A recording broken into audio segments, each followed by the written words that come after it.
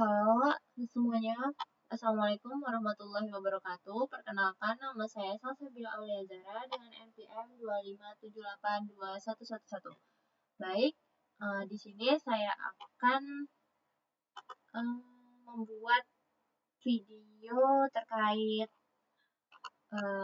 video UTS, yaitu video workshop mini project yang dimana saya akan merangkumkan mini project yang telah saya kerjakan dari lab 1 hingga lab 8. Nah, di sini tugas video merupakan bagian dari komponen penilaian ujian tengah semester. Mahasiswa diminta untuk melakukan integritas antar kemampuan teknis coding dengan kemampuan analisis dan refleksi terhadap proses pembelajaran yang telah dilalui. Oke, komponen wajib video pertama itu adalah bagian A, demonstrasi dan validasi teknis. Mahasiswa menjalankan video demo terhadap seluruh kemampuan yang dimiliki oleh aplikasi yang dibangun yang sudah kita jalankan di mini project ini. Lalu ada bagian B, refleksi dan tantangan. Oke, untuk ini nanti akan saya jawab di akhir video mungkin ya. Yang pertama kita akan menjalankan lab demo terhadap seluruh kemampuan yang dimiliki aplikasi. Oke, pertama itu kita akan menjelaskan project kita ya. Kita buka.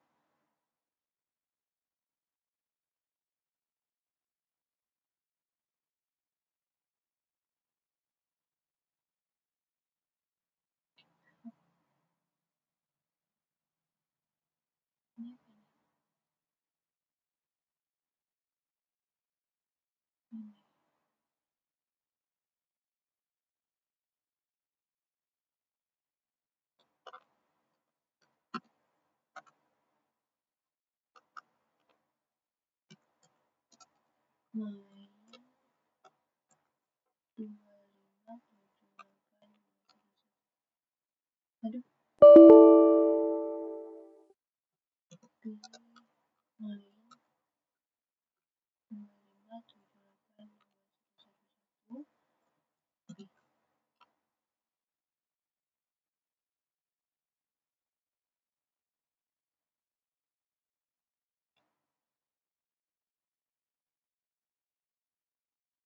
Nah, ini ada kode program yang telah saya bangun dari penerapan materi lab 1, 2, 3, 4, 5, 6, 7 hingga 8. Nah, yang pertama itu ini adalah hasil akhir. Pertama ada tambah router, tambah switch, cek semua perangkat, cari perangkat bermasalah, lihat riwayat, cek laporan insiden, lalu keluar. Ini kita jalankan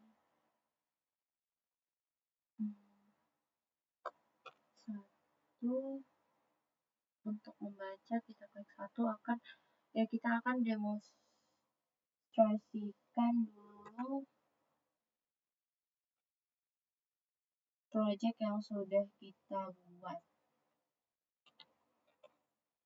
1. Oke. Ada 2. Ini IP-nya 192.168.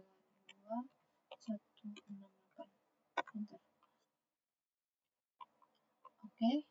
Setelah itu dia akan menginputkan sensor kelompok ya. Yang kedua S2 192.168.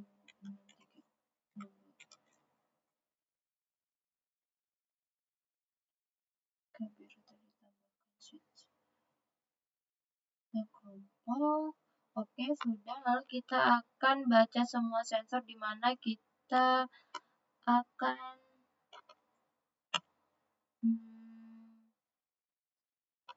import random.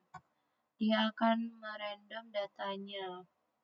Sini ada otomatis disimpan ditolak. Terus beberapa gitu kita coba lagi.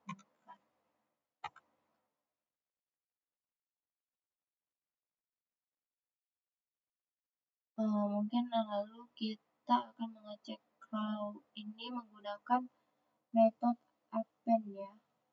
Dia akan menyimpan data yang telah kita generate. 4 riwayat data, oke sudah. Lalu di sini kita akan cari anomali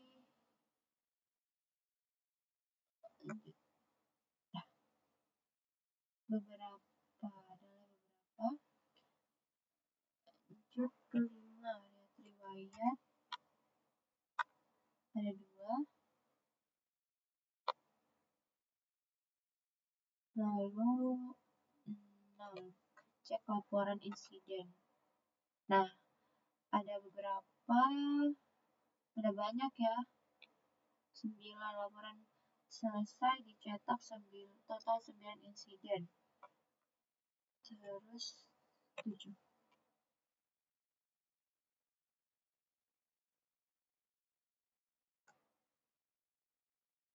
Kok terlalu lambat?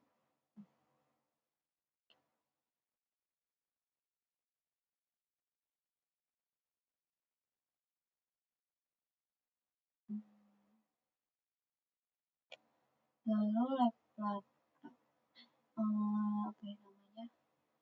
lab 8, di lab 8 nanti kita akan jelaskan kembali di video.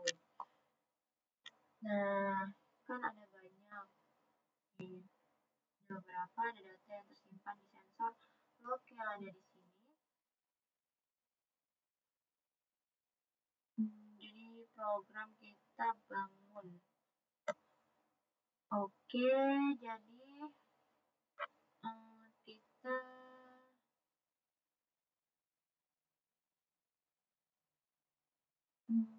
kita akan menjelaskan terlebih dahulu materi apa yang telah kita pelajari dari awal. Oke, pertama itu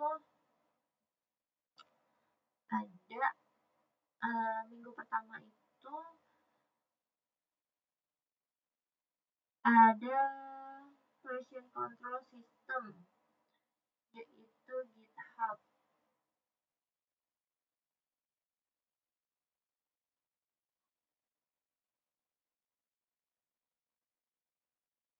Git dan GitHub di sini itu mempelajari bagaimana perubahan dicatat, bagaimana versi penting ditandai commit, dan juga bagaimana riwayat perubahan dapat ditelusuri dikembalikan ketika terjadi kesalahan.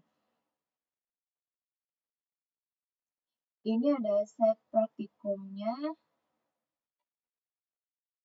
Bagaimana cara penggunaan dari GitHub dan ini sendiri.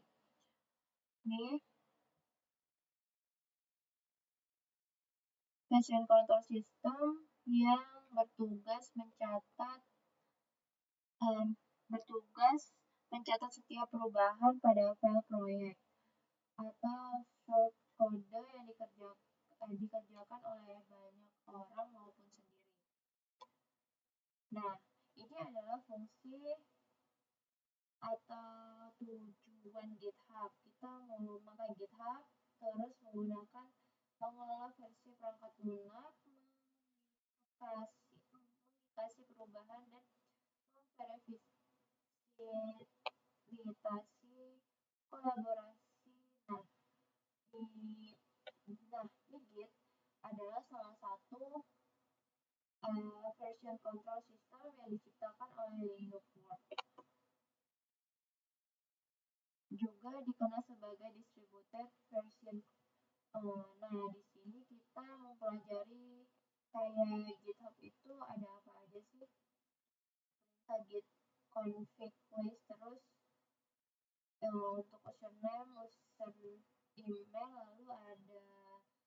buat repository dengan git ini, menandai repositorinya. Lalu ada kita, nah di sini git status untuk mengecek status repositori yang telah kita buat apakah sudah ditambahkan atau belum. Lalu untuk di gitnya juga dia ada git add untuk menambahkan file yang telah kita edit. Misalnya saya ubah file 1 dari abc jadi abcd. Itu akan itu kan perubahan. Nah, kita menggunakan git add untuk menambahkan. Lalu setelah kita meng-git add, kita akan config yang dimana menandai perubahan tersebut akan mungkin git commit, terus ada functionnya perubahan pada file bla bla bla, itu untuk perintah git. Nah, ada git commit, lalu ada git log. Git log ini kita akan membaca commit yang telah kita lakukan. Jadi setelah kita akan melakukan commit itu banyak yang akan keluar. Misalnya saya telah melakukan commit berapa kali? 5 kali. Nah, dia akan keluar 5 kali. Lalu ada juga git tag, di mana itu merupakan label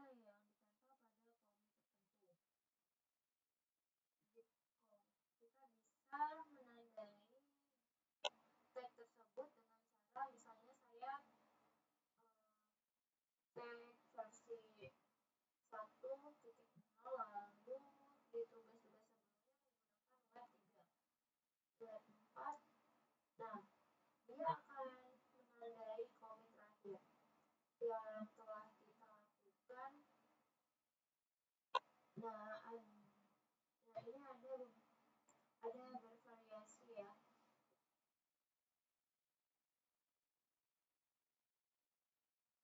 Ada git shift-nya, juga banyak variasi. Ada untuk menghapus, ada untuk mengecek tagnya gitu. Lalu kita lanjut.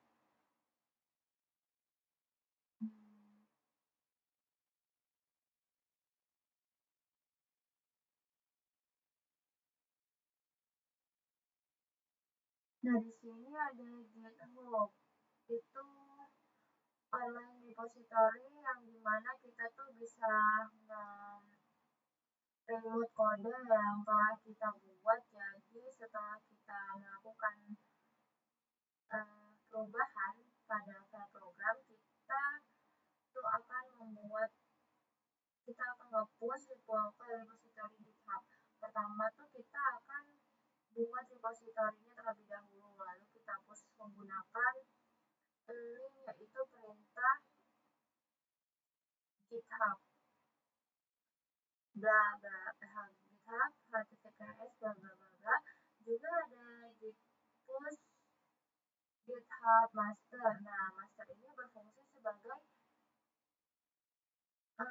bridge-nya. Misalnya kalian tuh turun bridge-nya mana bisa main, bisa master gitu.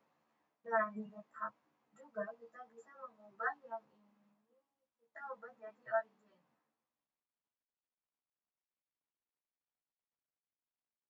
Nah, untuk perintah git push ini kita akan nge-push program yang telah kita git commit ke GitHub. Contohnya seperti ini. Nah, contohnya seperti ini. Untuk program-program kemarin. Nah, lalu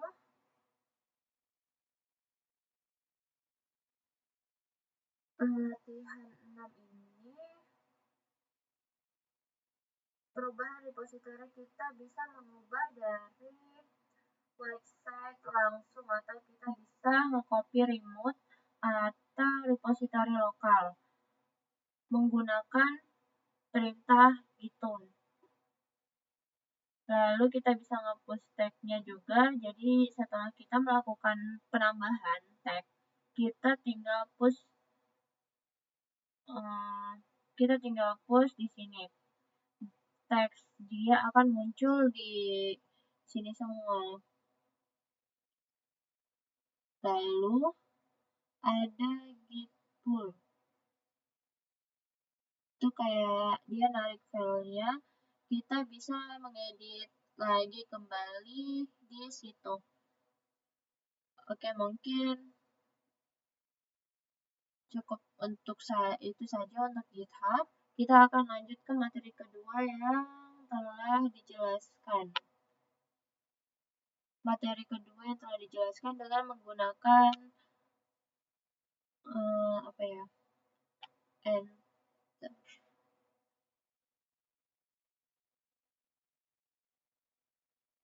minggu kedua. Sinyalnya.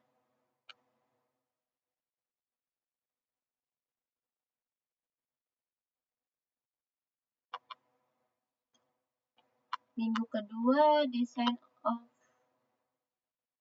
Python di mana dirancang untuk melatih ketelitian dalam menulis kode Python standar bersih dan profesional. Mahasiswa akan belajar menerapkan standar gaya penulisan PEP8. PEP8 dan juga filosofi design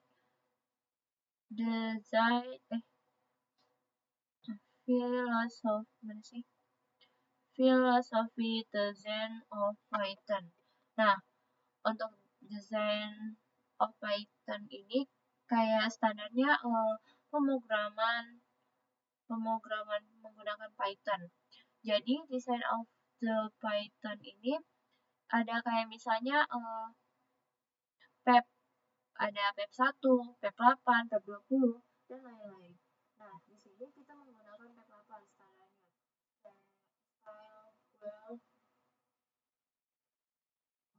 Python code. Nah, jadi untuk materi ini kita tuh melihat kayak kita pada saat mengetik program ada spasi berlebih dan tab berlebih. Itu yang flag-flagnya berukuran terus, kita tidak konsisten, dia menggunakan tab kadang spasi 4 kali gitu. Nah, itu fungsinya design of the Python dia akan memberikan standar untuk penulisan kode pemrograman. Untuk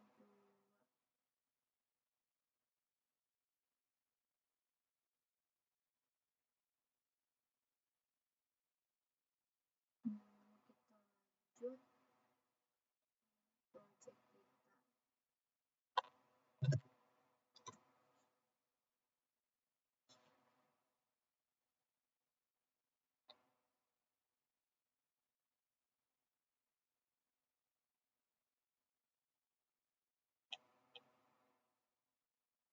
Nah, di sini mini project merupakan rangkaian tugas pemrograman yang dilakukan secara bertahap. Nah, dimulai dari minggu ketiga hingga minggu ke-8.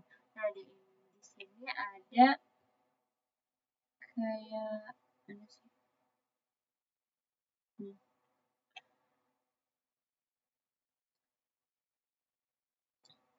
Nah, di karakteristik aplikasi yang sudah kita bangun, yang sudah kita demokan tadi itu dia berbasis Python atau CLI. Menggunakan modules dan package, mengelola data menggunakan string, list, dan directory, mengimplementasikan object-oriented pemrograman chat, expression handling, file processing, generator, iterator, dan lambda function.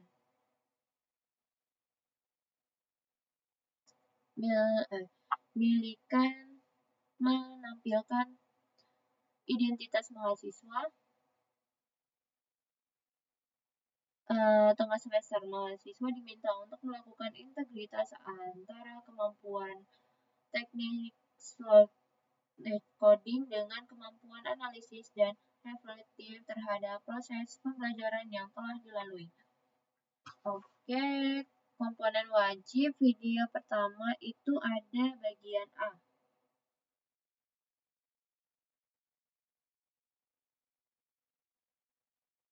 Mana sih? Oh ini.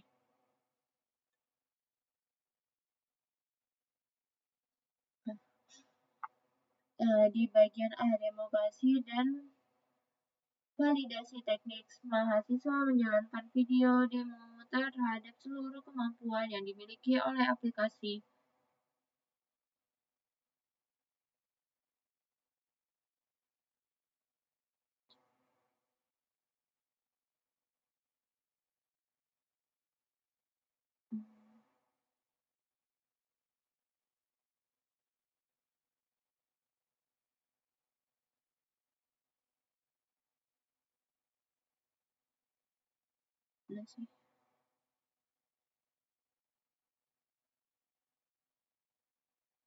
Mini project 1. Pemrograman dilakukan secara bertahap, dimulai dari minggu ketiga hingga minggu ke-8.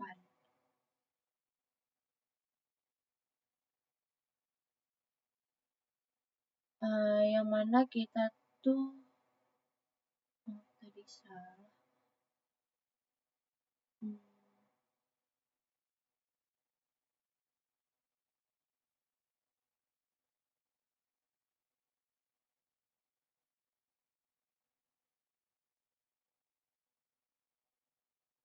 Web session 3.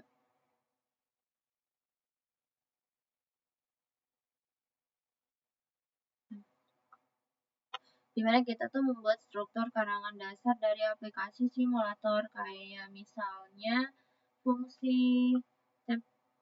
fungsi-fungsi struktur directory package. Nah, mungkin kita coba jelaskan di sini.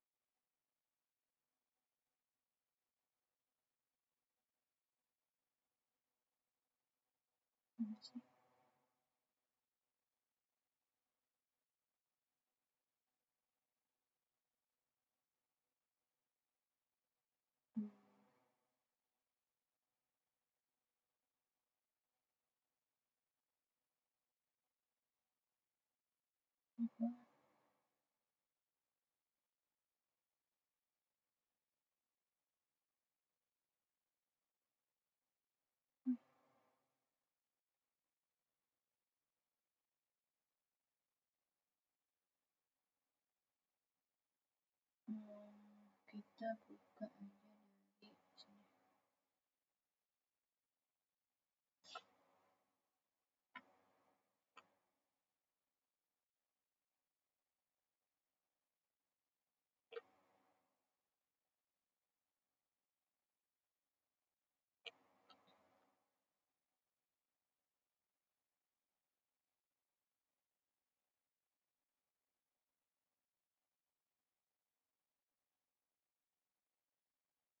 Mana ya?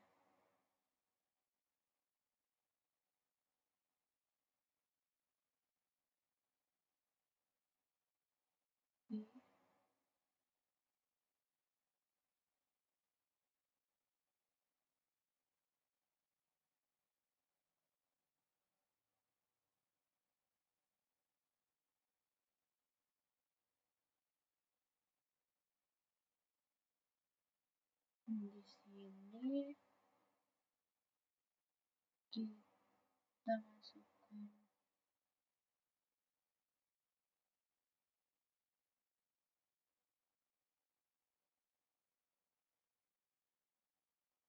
di sini nggak bisa dilihat. Nah, di lab 3 ini ada ini kenapa?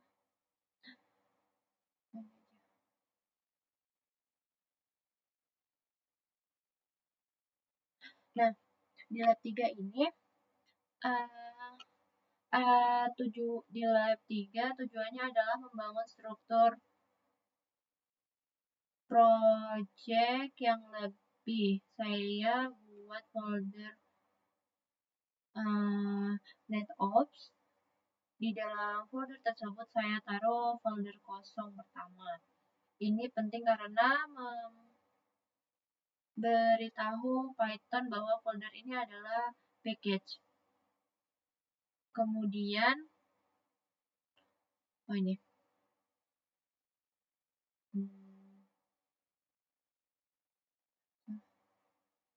Kemudian di dalam package NetOps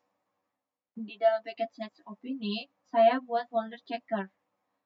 Nah, di dalamnya ada dua fungsi, yaitu checker router dan checker switch. Kedua fungsi ini menggunakan random untuk mensimulasikan status perangkat jaringan atau UP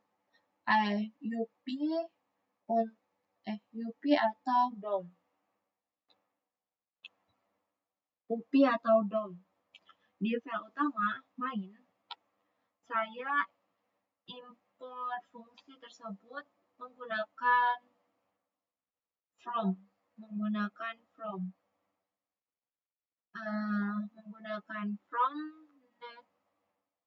NetOps checker. Import checker router status, checker switch status. Saya juga menggunakan PIP untuk menganalisis library tablet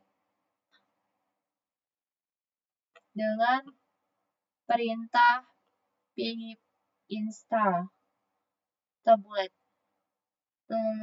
Library ini digunakan agar output tabel status perangkat lebih rapi dan profesional, namun dibuat dengan perulangan white true. Sehingga program terus berjalan sampai user memilih keluar. Seperti ini. Lalu itu untuk yang ketiga.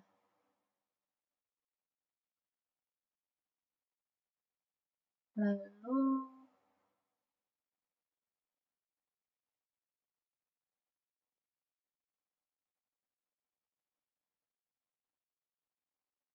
sebentar.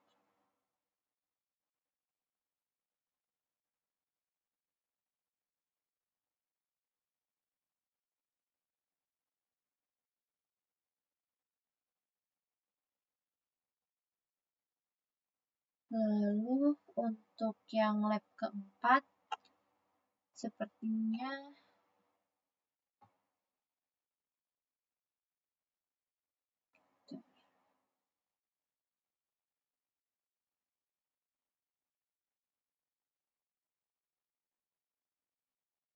sepertinya saya download ya. Lalu untuk yang lab keempat ini dia tentang string, played mode, dan expose. Yang dimana string ini tuh kayak kita tuh menjalankan agar itu tetap stabil. Kayak misalkan saya menuliskan kata-kata Bandar Lampung tapi kecil semua. Nah, masukkan begitu kita masukkan ketik Bandar Lampung, dimasukkan metode dia itu langsung berubahkan jadi berubahnya menjadi kapital. Dia tuh bisa menggunakan perintah strip dan ubah. Kita coba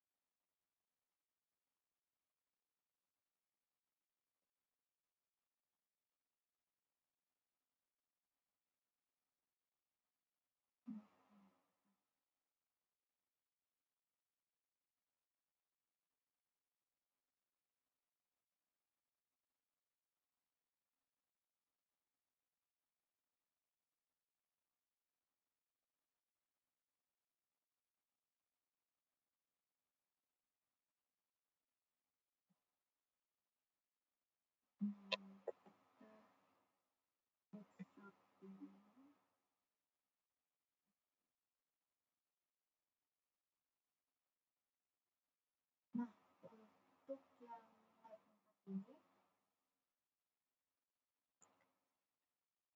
lab 4 ini, project dikembangkan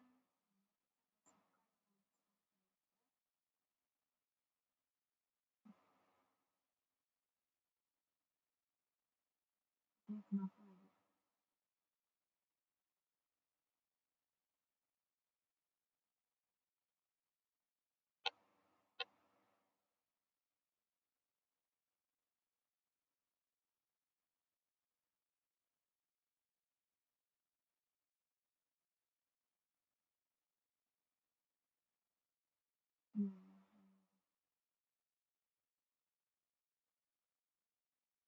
Nah, di lab 4 ini,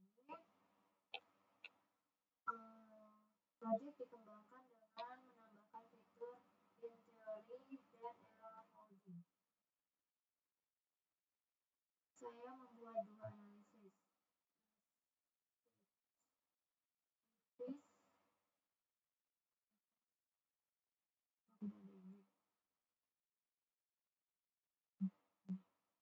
Device untuk menyimpan daftar perangkat. Lalu text history itu untuk menyimpan riwayat semua aktivitas. Nah, saat menambahkan perangkat menu 1, saya memakai mana sih menu 1? Menu 1, saya memakai manipulasi strip.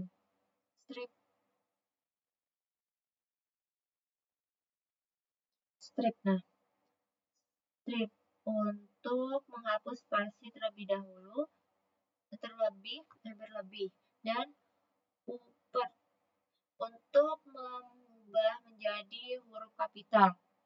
Sebelum mengecek status, program akan memvalidasi apakah list inventory masih kosong.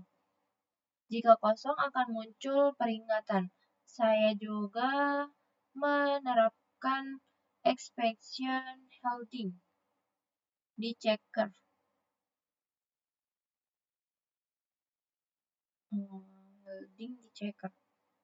Nah, lalu saya buat simulasi error dengan recite.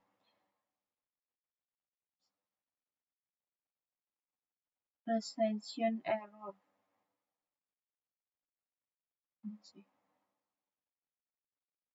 Holding 2. Nah, recitation error 20% kemungkinan error di main file.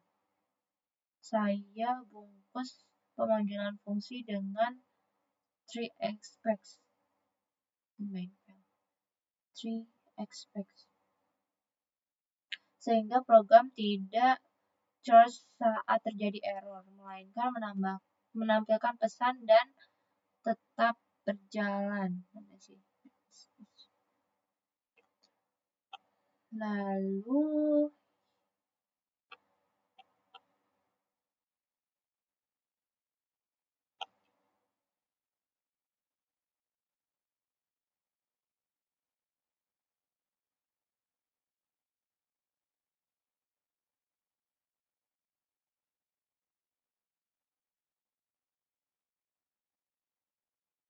kita lanjut yang kelima.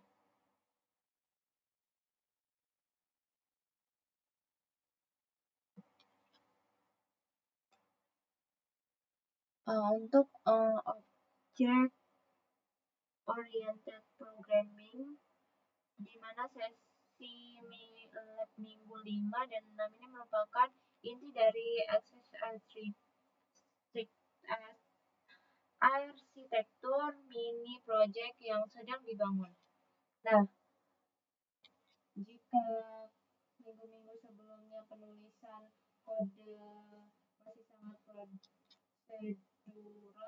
dan linear, kini saatnya mengubah paradigma tersebut menjadi berbasis objek, yang dimana 5 minggu itu kita akan membangun fondasi sistem, akan letakkan konsep dasar seperti kelas objek, atribut, dan metode. Nah, di sini akan diterapkan untuk merancang blueprint dari entitas utama program. Nah, jadi ini di minggu kelima kita tuh memasukkan tambahan program dan kelas objek, atribut, dan metode. Di sini saya akan membahasnya terlebih dahulu.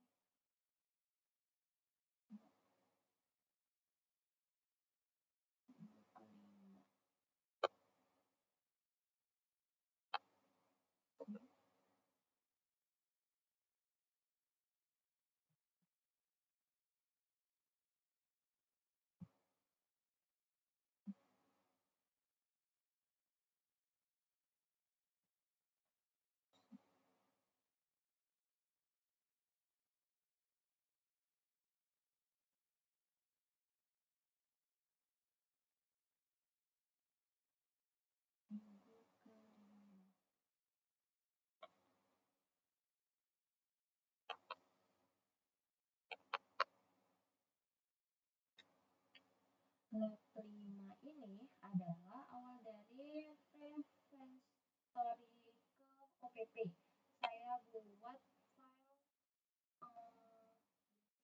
file device di dalam package net OPS. Di dalamnya ada kelas network. Di konstruktor init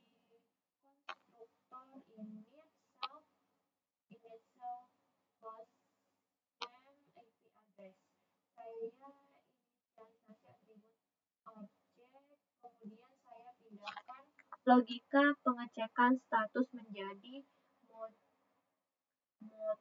metode di dalam kelas tersebut. Perubahan besarnya adalah list registered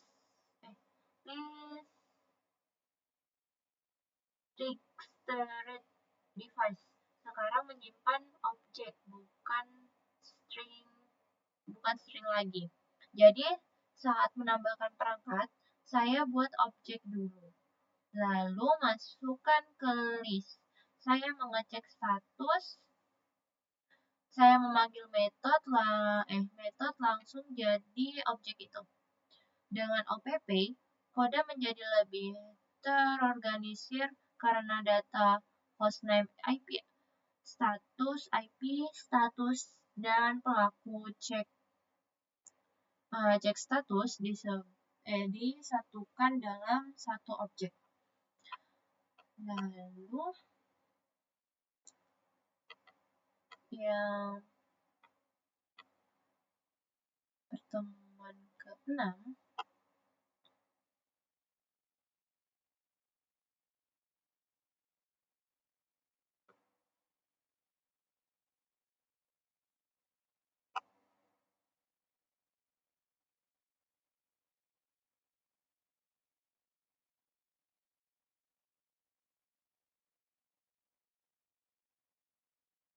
pertemuan yang ke-6 ini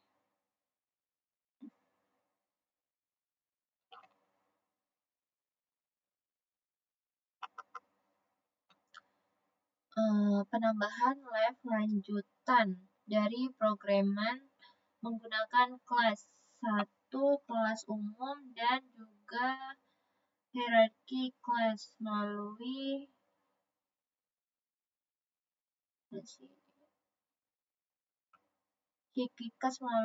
inherited atau pewarisan. Planet Class Network Device akan dirancang untuk menurunkan sifatnya ke child class yang lebih spesifik, yaitu router device dan switch device. Selain itu, sebuah konsol kelas akan dibuat untuk mengambil alih tugas main model dalam mengelola daftar inventory perangkat secara terputus. Dia ini bisa mengambil atribut dari si planet class. Kan sudah saya jelaskan. Oke, kita cek dulu masih apa. Nah, di pariwisata itu akan ada nama friend class. Nah, dan subclass kan kelas anaknya itu anaknya itu bisa mewarisi sifat atau atribut dari orang tuanya yang ada di program ini.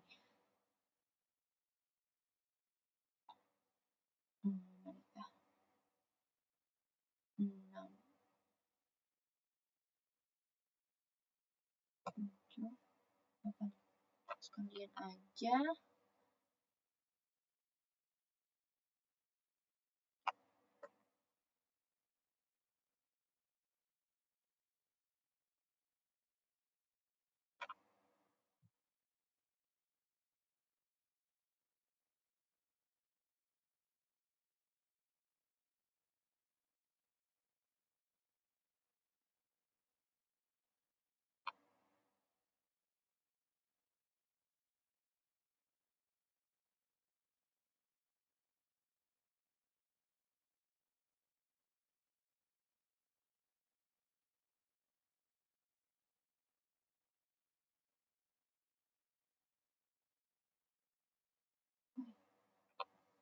Mana sih?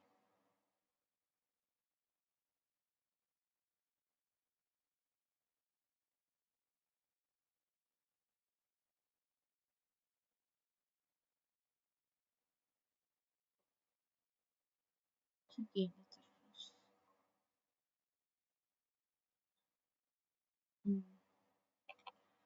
Program ini sebenarnya kita bukan di sensor OPS.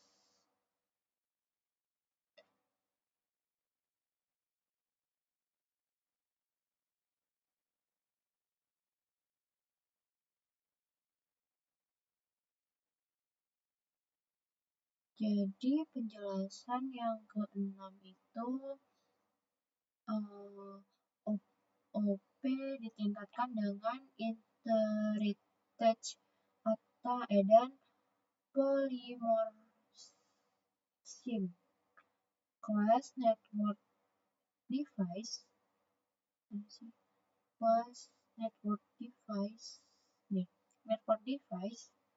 menjadi parent class. Saya buat dua child class, router device, dan switch. Prover device dan switch device. Ya, mengisi dari peran menggunakan super. Super. Super ini.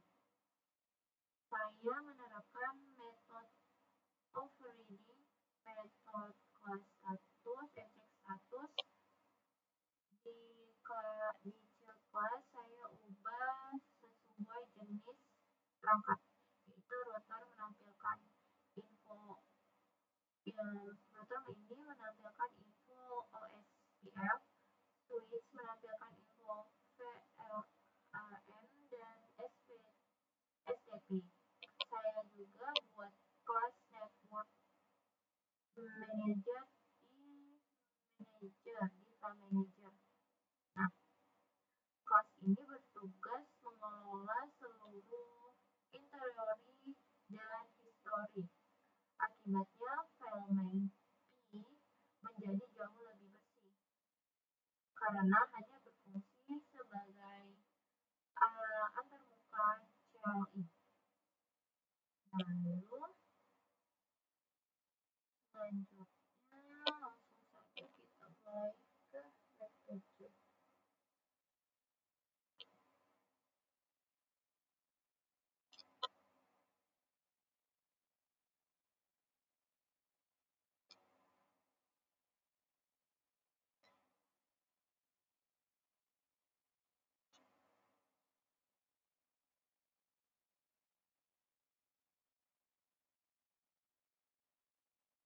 Lalu untuk yang di lab 7-nya kita akan coba buka.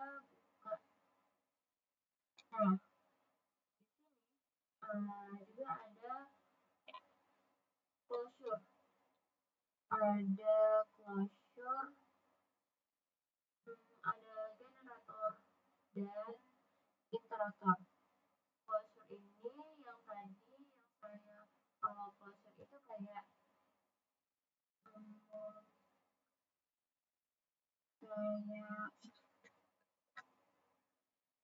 dia tuh yang kalau di program ini dia membuat seperti kalibrasi atau kalibrasi victory yang dimana dia itu akan menambahkan dua angka untuk mengiterate nilai tambahan. Misalnya di setiap itu kan ada beberapa nilai yang nggak terinput atau nilai yang error kan. Jadi ditambahkan 2. Itu nanti akan kita coba running akan kita coba bahas untuk programnya. Lalu di sini juga ada custom expression seperti saya jelaskan tadi, dan juga ada generator yang akan digunakan untuk membangun fitur pencarian anomali data, misalnya sebuah stream. Nah, ini ada generator di mana kita akan membangun pencarian anomali data. Di sini langsung saja kita bahas yang lab 7.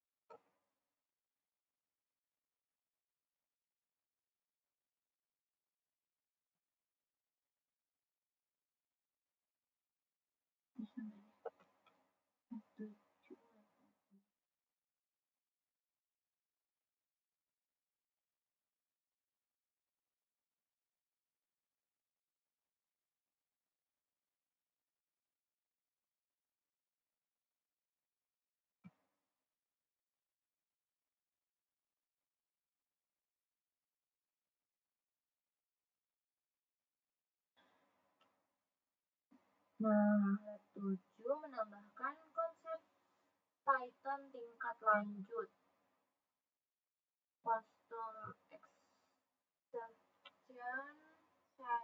buat device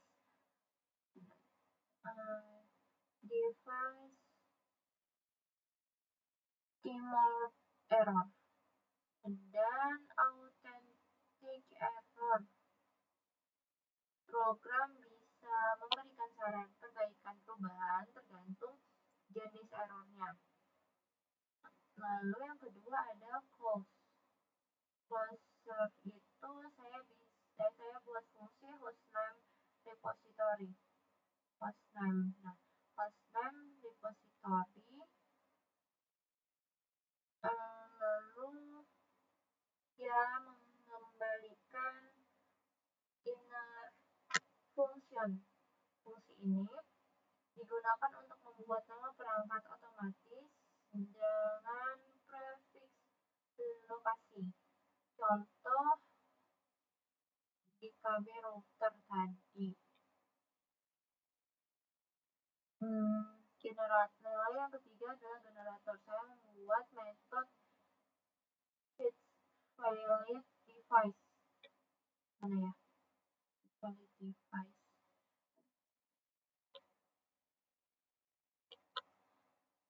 Valid device. Menggunakan yield fitur cari perangkat bermasalah akan menampilkan error satu persatu setiap user menekan enter. Ini lebih hemat memori dibandingkan menampilkan semua sekaligus. Lalu yang terakhir atau yang ke-8 itu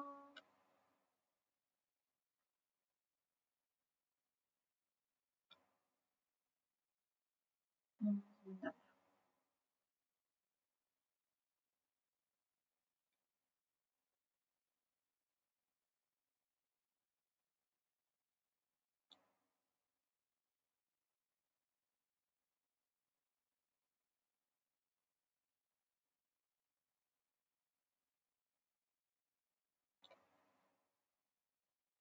Lalu yang ke-8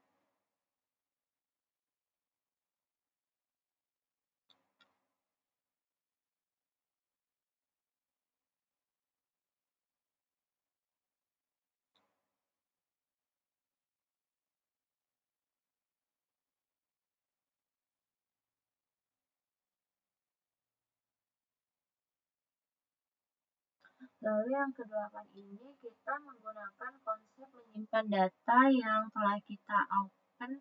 Jadi kayak data-data yang sudah kita generate, kita open, tidak hanya sekedar di-appendkan saja, tetapi kita simpan di file teman-teman, yang dimana hasilnya itu seperti mana ya?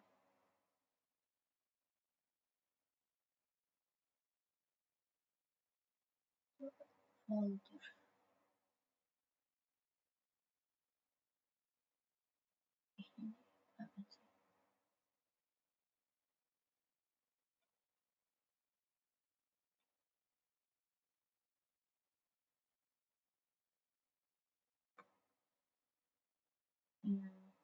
Nah, menyimpan semua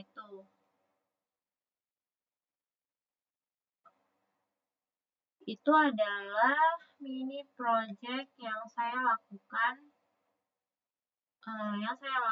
dari minggu 1 hingga minggu ke-8. Nah, itu adalah materi yang saya tangkap selama jenis perkuliahan setengah semester kali ini. Nah, lalu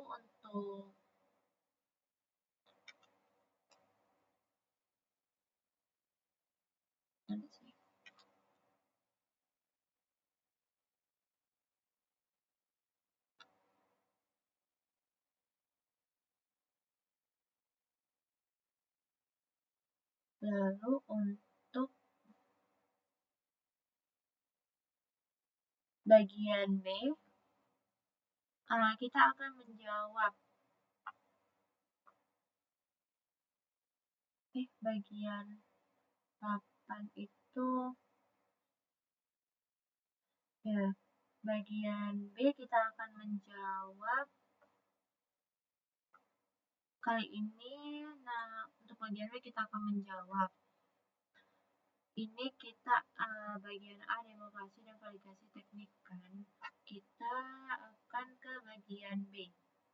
Nah, pada bagian ini mahasiswa harus berbicara secara jujur mengenai pelajaran belajarnya.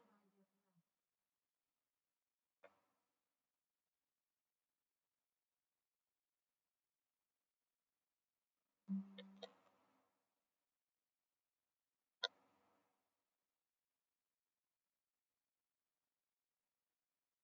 hmm,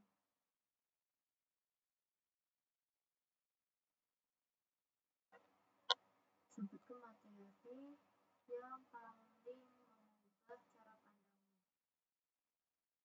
Menurut saya, materi yang paling mengubah cara saya memandang pemrograman itu yaitu Object Oriented Programming atau OOP di pertemuan kelima dan keenam. Awalnya saya cuma bisa nulis kodenya langsung, ini fungsi fana, tapi setelah belajar kelas objek, inherit text, sama encapsulation, saya jadi ngerti kenapa kode harus dibuat lebih rapi dan tersusun. Pas lagi bikin mini project, saya coba terapin OOP dan rasanya beda banget. Kayak kode jadi lebih gampang diatur dan kelihatan lebih profesional. Memang agak susah di awal, tapi setelah sering latihan, saya mulai suka sama materinya. Lalu yang kedua, yang paling menantang.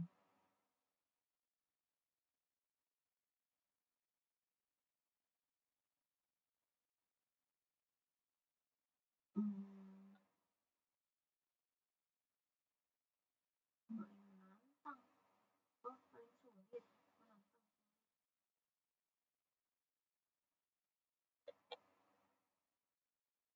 Menantang.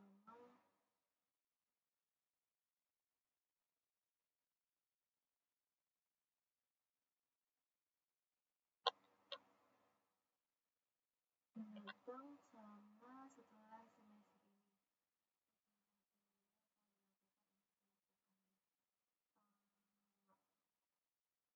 Saya kan dari SMK-nya dari jurusan multimedia.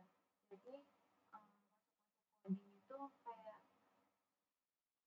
terlalu asing karena waktu di sekolah dulu saya itu belajar coding itu cuma di kelas 1, itu pun di semester pertama.